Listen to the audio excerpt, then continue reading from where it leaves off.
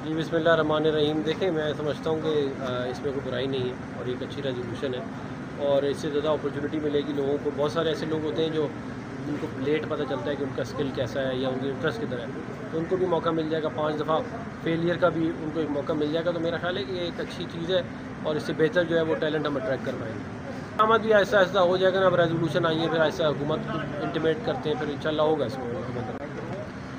देखिए, अब जो स्केड्यूल आ चुका है उसको तब्दील किया जा सकता है। मैं समझता हूँ कि इसमें कोई बुराई नहीं है। मुझे एग्जैक्टली नहीं पता कि इसके लिए हमें कानून तब्दील करना पड़ेगा या ये एग्जेक्टिव ऑर्डर से हो जाएगा।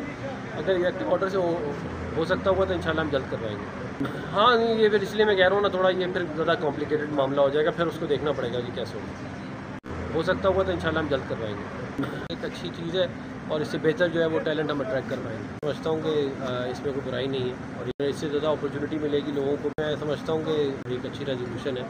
अल्लाह होगा इसको।